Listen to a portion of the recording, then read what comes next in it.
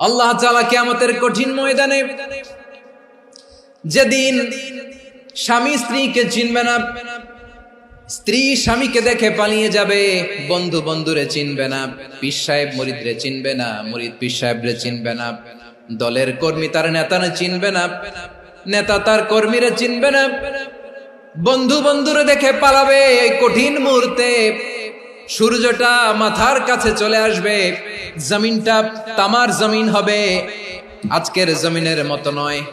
মানুষ ঘর্মাক্ত, ক্লান্ত, শ্রান্ত মাথার মগজগুলো কানের ছিদ্র আর নাকের ছিদ্র দিয়ে বেয়ে বেয়ে পড়বে। বিশ্বনবী ফরমান, কিয়ামতের ওই কঠিন ময়দানে 7 শ্রেণীর ব্যক্তিকে রব্বুল আলামিন তার আরশের নিচে ছায়া দিবেন। তার মধ্যে প্রথম শ্রেণীর ব্যক্তি হলো ইমামুন আদিল, যে ইনসাফের সাথে বিচার করে, যে জাস্টিস সমাজে সার্ভ করে, যে সুশাসন নিশ্চিত করে, ওই ইমামুন আদিল। আদিল শব্দটা বুঝছেন না? ইন্নাল্লাহা ইয়া'মুরু বিল আদল, পাইছেন? আদিল। 7 শ্রেণীর ব্যক্তিকে আল্লাহ তাআলা সুশীতল আরশের নিচে ছায়া দিবেন, যেদিন তার দেয়া ছায়া ছাড়া কোনো ছায়া থাকবে না। এর প্রথম হচ্ছে ইমামুন আদিল, ন্যায়পরায়ণ শাসক। চিল্লায় বলেন সুবহানাল্লাহ।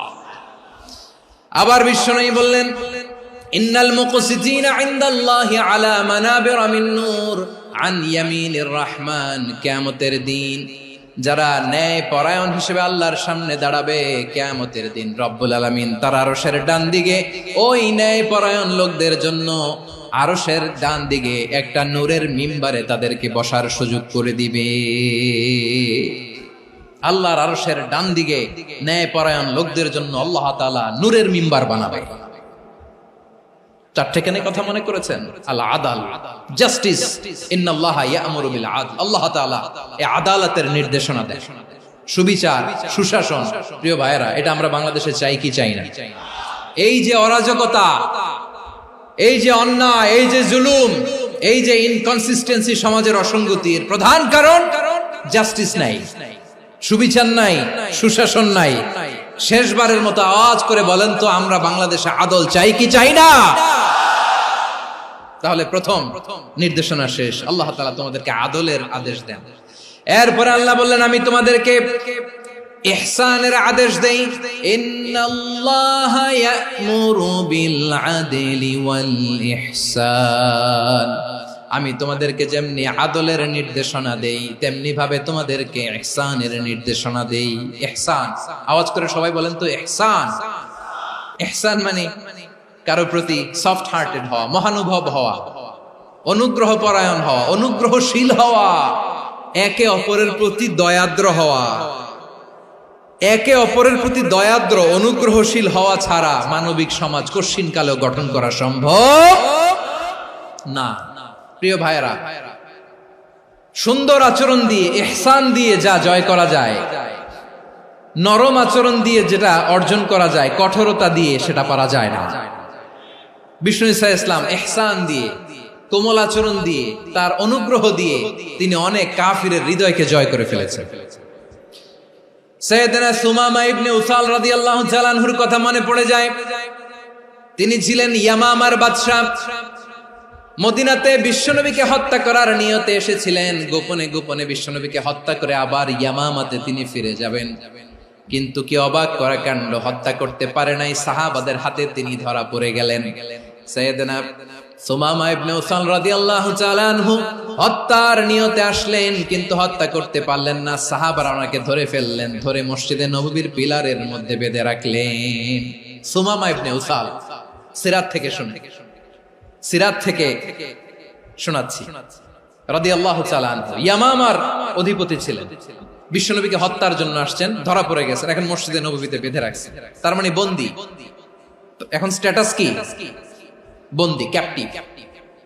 তো বিষ্ণু ঈসা ইসলাম সাহাবাদেরকে বললেন, তার খোঁজ খবর নিও, সুমামা ইবনে উসালের খোঁজ খবর নিও। সাহাবার বলেন, ইয়া রাসূলুল্লাহ, আপনাকে হত্যা করতে এসেছে, তার তো কঠিন ক্যাপিটাল পানিশমেন্ট হওয়া দরকার, কঠিন শাস্তি হওয়া দরকার। বিশ্বনবী বললেন, না, আমি যেটা জানি তোমরা সেটা জানো না, তোমরা সুমামার সাথে ভালো আচরণ করো। বিশ্বনবী সুমামার কাছে গেলেন। প্রথম দিন যে তিনি কালেমার দাওয়াত দিলেন, ইমানের দাওয়াত দিলেন, ইসলামের দাওয়াত দিলেন, রিসালাতের দাওয়াত দিলেন, আখিরাতের দাওয়াত দিলেন। পরের দিন যে বিশ্বনবী সালাতের দাওয়াত দিলেন, যাকাতের দাওয়াত দিলেন, ইসলাম কি, কিভাবে, কেমন করে পালন করতে হয় চমৎকার আর্টিকুলেট করতে শুরু করলেন। তন্ময় হয়ে সুমামা ইবনে উসাল রাদিয়াল্লাহু তাআলা আনহু বিশ্বনবীর কথাগুলো শুনতে আরম্ভ করলো। একদিন নয়, 2 দিন নয়, টানা 3 দিন বিশ্বনবী সুমামার কাছে ইসলামকে প্রেজেন্ট করেছেন, উপস্থাপন করেছেন। আওয়াজ করে বলেন, কয় দিন? 3 দিন। 3 দিন মসজিদে নববীতে বাধা। আর সাহাবীদেরকে বললেন, তার খোঁজ খবর নিও, তোমরা যে রুটি বানাও এর মধ্যে সবচেয়ে ভালো আটার রুটিটা তারে দিও, সবচেয়ে রিফাইন্ড খেজুর, যেটা পিওর খেজুর, এটা তারে দিও। আর বিশ্বনবী নিজের উট থেকে দুধ দহন করে ওনার বাড়ির এক কর্মচারীকে বলেছেন, দুধ দহন করে সুমামার জন্য নিয়ে যেও। সুবহানাল্লাহ পড়বেন না? সবাই তো অবাক, ইয়ামামা থেকে আসছে নবীকে হত্যা করতে, বিশ্বনবী দেখে তারে জামাই আদর করে। একদিন নয়, 2 দিন নয়, টানা 3 দিন বিশ্বনবী এভাবে সুমামার কাছে যেয়ে ইসলামকে প্রেজেন্ট করতে আরম্ভ করলেন, ইসলামকে উপস্থাপন করতে শুরু করলেন।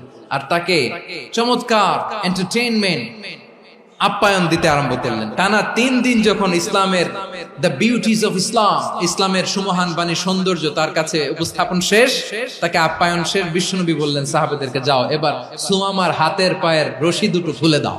সাহাবারা তর্ক জুড়ে দিলেন, লা ইয়া রাসূলুল্লাহ, এমনটা করবেন না, তো ভয়ঙ্কর ভয়ঙ্কর খুনি, কি জানি কি হয়ে যায়। বিশ্বনবী বললেন, না, তার হাতে পায়ের রশিগুলো খুলে দাও। সাহাবারা বিশ্বনবীর কথা মতো তার হাতে পায়ের রশিগুলো খুলে দিল। সুমামা মুহূর্তের মধ্যে মসজিদে নববী থেকে বের হয়, ইয়ামামায় ফিরে না যে মসজিদে নববীর পাশে একটা খেজুর বাগান ছিল, সেখানে চলে গেলেন। সেখানে একটা ছোট্ট কুয়া ছিল, কুয়ার পানি দিয়ে তিনি গোসল করলেন। সুবহানাল্লাহ পড়েন। কুয়ার পানি দিয়ে গোসল করে মসজিদে নববীর সামনে এসে বিশ্বনবী এবং সাহাবাদের সামনে দাঁড়িয়ে সাব্বাবা উঁচু করে বললেন, আশহাদু আল্লা ইলাহা ইল্লাল্লাহ ওয়া আশহাদু আন্না মুহাম্মাদান আবদুহু ওয়া রাসূলুহু। আমি সাক্ষ্য দিচ্ছি আল্লাহ ছাড়া কোনো ইলাহ নাই, আর মুহাম্মদ আল্লাহ তাআলার প্রেরিত বান্দা এবং রাসূল। প্রিয় ভাইয়েরা, ইহসান দিয়ে যা জয় করা যায়, কঠোরতা দিয়ে সেটা কঠিনকালেও জয় করা যায় না। আওয়াজ করে বলেন ঠিক কি না?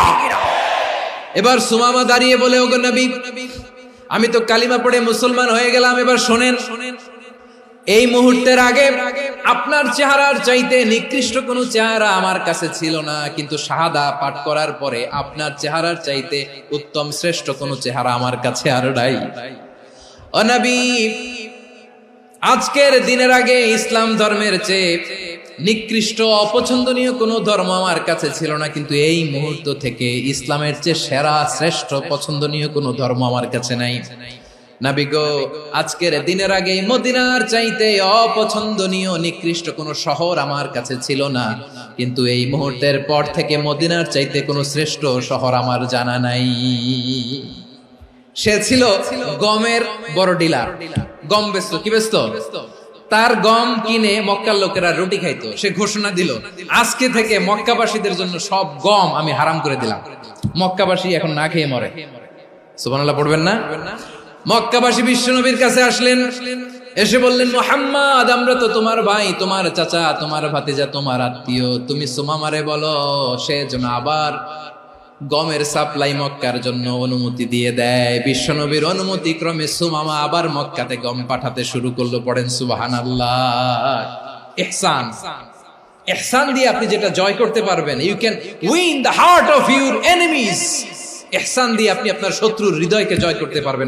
এজন্য আল্লাহ বললেন, ওয়া আনফিকু ফি সাবিলিল্লাহি ওয়া লা তুলকু বিআইদিকুম ইলাত তাহলুকা ওয়া আহসিনু ইন্নাল্লাহা ইউহিব্বুল মুহসিনিন।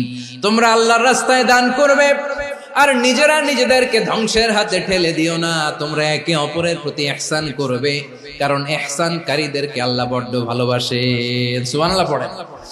আবার সূরা রহমানে আল্লাহ বললেন, হাল জাযাউল ইহসানি ইল্লাল ইহসান ফাবিআইয়ি আলা, সবাই পড়েন ফাবিআইয়ি আলাই রাব্বিকুমা তুকাযযিবান। ইহসানের প্রতিদান হিসেবে ইহসানি হয়। বিশ্বনবী সুমামার প্রতি যেমন ইহসান করেছেন, সুমামাও ঠিক তেমন ইহসান ফিরিয়ে দিয়েছে। ঠিক কিনা বলেন? তাহলে এক নম্বরে হচ্ছে আদ, ন্যায় বিচার। দুই নম্বরে সবাই বলেন ইহসান, সদাচরণ।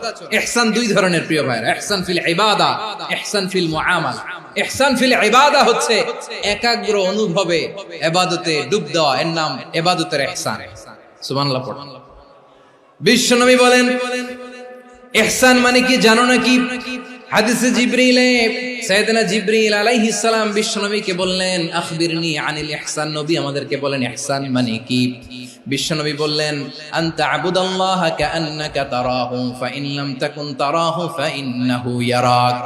ইহসান মানে হলো এমন ভাবে তুমি আল্লাহর সামনে নিজেকে উজাড় করে ইবাদত করবে, তুমি ভাববে তুমি আল্লাহকে দেখতে পাচ্ছ। আর এটা যদি ভাবা তোমার জন্য কঠিন হয়ে যায়, অন্তত এতটুকু তুমি ভাববা যে আল্লাহ তোমাকে দেখতে পাচ্ছেন। ঠিক কিনা বলেন? ও আমার বীর চট্টলার ভাইয়েরা, কেউ যেটা দেখে না সেটা দেখে কে? এই বিশ্বাস হৃদয়ের মধ্যে আছে? নামাজে যখন দাঁড়ান এই ফিলিংসটা আনা যাবে? এসা পর্যন্ত যে আমরা হায়াত পাবো কোনো গ্যারান্টি আছে? সবাই আওয়াজ করে বলেন গ্যারান্টি আছে? গ্যারান্টি নাই। এজন্য বিষ্ণু ইসলাম বলেছে এমন ভাবে নামাজে দাঁড়াও, ইবাদত করো, মনে করো হতে পারে এটাই আমার জীবনের শেষ নামাজ। পারফর্ম দ্য সালাহ as if this is your last and final prayer. এমন ভাবে সালাতে দাঁড়াও, ভাবো হতে পারে এটাই তোমার জীবনের শেষ নামাজ। এমন ভাবে নামাজে দাঁড়াও, ভাবো এটাই শেষ নামাজ। তাহলে নামাজে একাগ্রতা বাড়ায় দিবে কে? ফলে ইবাদতের ইহসান আমাদের অর্জিত হবে।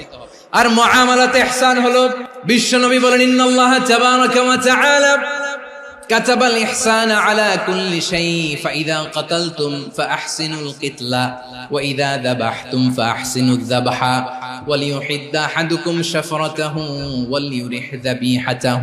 ইহসান দুই ধরনের, আওয়াজ করে বলতে হবে কয় ধরনের? একটা হচ্ছে ইহসান ফিল ইবাদা, ইবাদতে ইহসান। ইবাদতে ইহসান কি? একাগ্র অনুভব দিয়ে ইবাদত করা, মন প্রাণ দিয়ে ইবাদত করা। আর মুআমালাতে ইহসান কি? সব কাজে, দৈনন্দিন কাজে, কর্মে, সামাজিক অ্যাক্টিভিটিতে কোমলতা প্রদর্শন করা, অনুগ্রহের সাথে সবকিছু করা। আল্লাহ তাআলা ইন্নাল্লাহা তাবারাকা ওয়া তাআলা কাতাবাল ইহসান আলা কুল্লি শাই, তিনি সব কিছুর ব্যাপারে ইহসানকে আবশ্যক করেছেন।